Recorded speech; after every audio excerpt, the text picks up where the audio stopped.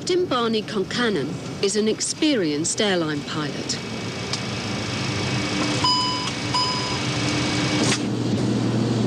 One of his regular overnight stops has been an airport serving the northeast of England at Teesside. The crews were always booked into St George's Hotel, right by the airport. When the building belonged to the Royal Air Force, the hotel was the Officers Mess. In 1951, a small plane crashed on landing, careered across the car park and smashed into the wall of the mess. The pilot was killed by falling masonry. The mess was rebuilt and is now part of the hotel. There are stories of a ghostly airman seen in its corridors. Captain Concannon was sceptical until the night he was booked into room 62. I came into the room, got undressed as normal, put my raincoat on the bed because it was so cold. There were 4 or 5 blankets on the bed already, and lay down on my stomach, wrapping the blankets around me, just leaving my nose so that I could breathe. And I must have been lying there for 5 minutes when I felt a sudden pressure on my legs, on the back of my legs, as if somebody had walked into the room and sat on my lower legs. It only affected me from the knees down.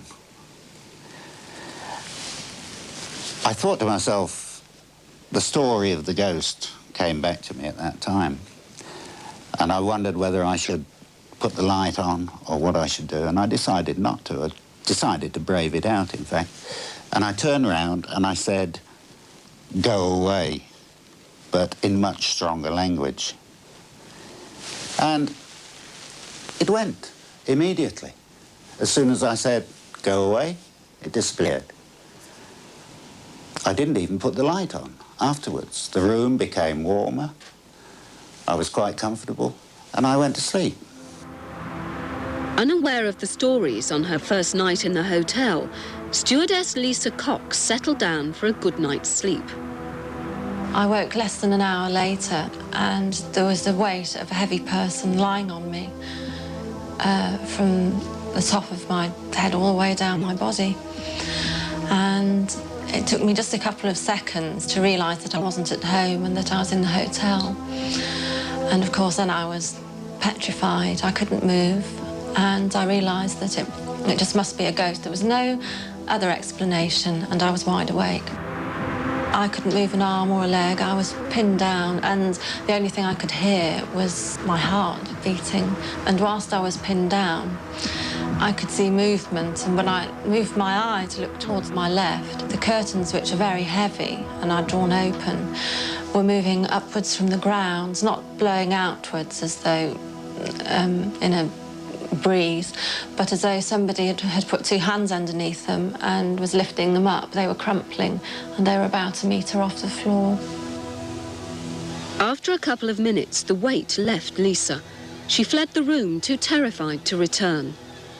Real as such experiences seem to those who suffer them, some scientists suggest they are caused by a condition known as sleep paralysis.